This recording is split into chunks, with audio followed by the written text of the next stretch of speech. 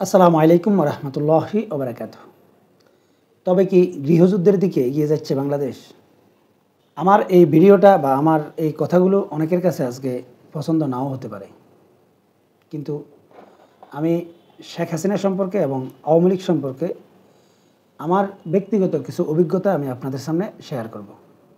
2001 সালে যখন নির্বাচন হয়, ঠিক এই নির্বাচনের আগ মুহূর্তে ধরতে পারেন নির্বাচনের 3 থেকে 4 দিন আগে শেখ হাসিনা তার দলের একজন প্রার্থীকে কি পরামর্শ দিচ্ছে সেটা আমার নিজ কানে শোনা। মানে যেই প্রার্থীকে পরামর্শ দিচ্ছিল তিনি লর্ড স্পিকারে কথা বলছিলেন এবং সেই লর্ড স্পিকারে শেখ হাসিনা কী পরামর্শ দিয়েছে সেটা আমার নিজের কানে শুনেছিলাম যে তিনি আসলে কোন মেজাজের এবং কোন চরিত্রের একটা রাজনীতিবিদ।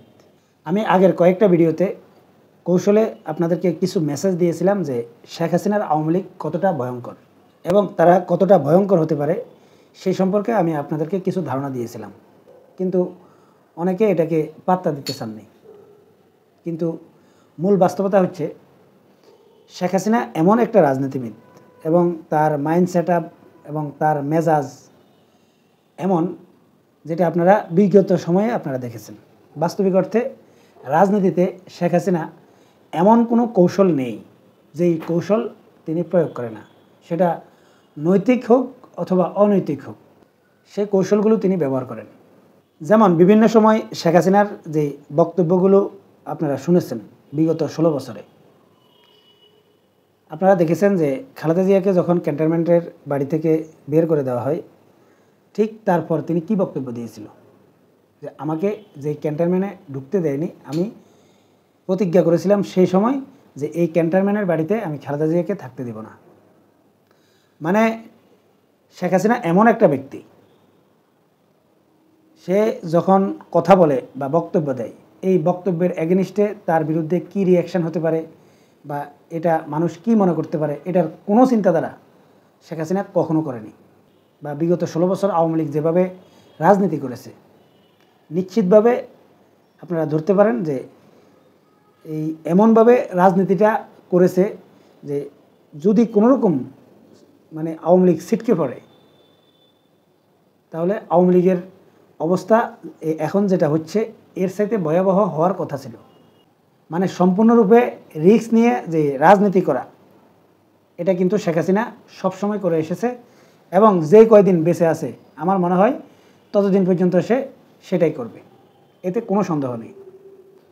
আপনারা একটু চিন্তা করেন, 5 আগস্টের পর শেখ হাসিনার যে কল রেকর্ডগুলো ভাইরাল হয়েছে, এই কল রেকর্ডগুলো যদি আপনি একটু বিচার বিশ্লেষণ করেন, তাহলে কি তাকে ভীত এরকম কোনো কিছু আপনি মনে করেছেন? এবং তার এই যে বক্তব্যগুলো, এই বক্তব্যগুলো কতটা আগ্রাসী ছিল সেটা একটু চিন্তা করেন তো। যে তিনি কি বলেছিলেন, তার বিরুদ্ধে যে কয়টা মামলা হয়েছে এই কয়টা মানুষকে খুনের লাইসেন্স তিনি পেয়ে গেছেন।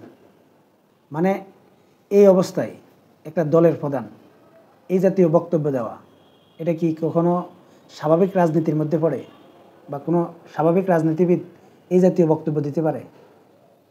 বাস্তবিক অর্থে সেটা দিতে পারে না, কিন্তু তিনি সেটা দিয়েছেন। এরপর আসেন গোপালগঞ্জে যে ঘটনাটা ঘটল, এই ঘটনার পরে আপনারা শুনেছেন যে একজন থানার ওসিকে আওয়ামী লীগের যে কোনো এক নেতা ফোন দিয়ে কি বলেছিল যে আমি বঙ্গবন্ধুর গেরিলা বাহিনীর প্রধান বলছি, এবং একেবারে হুমকি দিয়ে কথাটা বলেছে।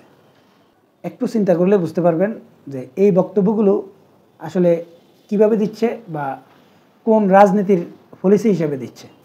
মানে আমি প্রথমে যেটা বলেছিলাম যে শেখ হাসিনা সম্পূর্ণরূপে একটা উগ্র মেজাজি, বলতে পারেন সে কখন কি করবে, কি করতে যাচ্ছে এটা মনে হয় আগে থেকে কখনো কোনো পরিকল্পনা থাকে না।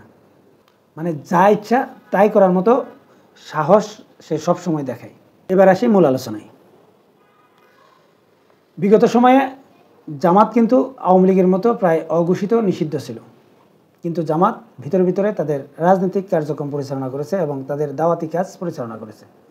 যেহেতু জামাত ইসলামিক দল, তাই তাদের যে কার্যক্রমগুলো রয়েছে সব কিছু তারা ইসলামের মানদণ্ডে করার প্রয়োজন ছিল এবং সেটাই করেছে। কিন্তু আওয়ামী লীগ কিন্তু ইসলামিক দল না যে সব কিছু কোরআন এবং সুন্নাহ অনুযায়ী করবে। এমনকি শেখ হাসিনার রাজনীতির যে চিন্তাধারা, এতক্ষণ ধরে আমি আপনাদেরকে যেটা বললাম যে সে কি করছে, এই কর্মের পর তার কি হবে, এটার চিন্তা সে কখনো করেনি। মানে সে যদি কারো উপর প্রতিশোধ নিতে চায়, এটা বাস্তবায়ন করতে যা যা কিছু দরকার সব কিছু করবে। এখন একটু চিন্তা করেন, এই যে যে সংবাদটা প্রচার হলো যে একজন সেনাবাহিনীর কর্মকর্তা প্রশিক্ষণ দিচ্ছে আওয়ামী লীগকে, এবং এই প্রশিক্ষণের মাধ্যমে তারা গেরিলা আক্রমণ করবে, মানে গেরিলা যুদ্ধ পরিচালনা করবে। এখন অনেকেই বলতে পারেন বাস্তবে কি তারা সেটা পারবে?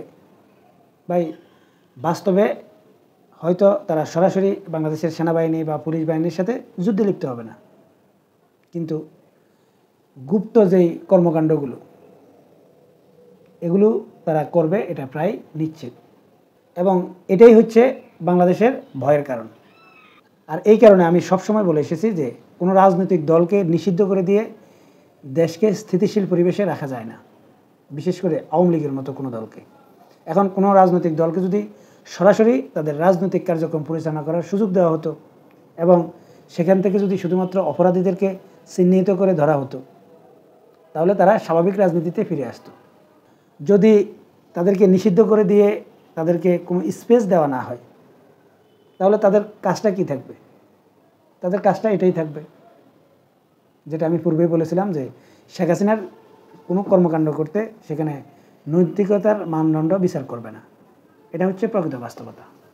আর সত্যিকার অর্থে এটা যদি হয়, তাহলে আসলেই বাংলাদেশের স্থিতিশীল পরিবেশ রাখা এটা সত্যি কষ্টসাধ্য হবে, এবং এটা দেশ এবং জাতির জন্য কোনো কল্যাণ বয়ে আনবে না। সম্মানিত দর্শক, আপনারা কি মনে করেন কমেন্টসে লিখে জানাবেন। এখনকার মতো এই পর্যন্তই। আল্লাহ হাফেজ।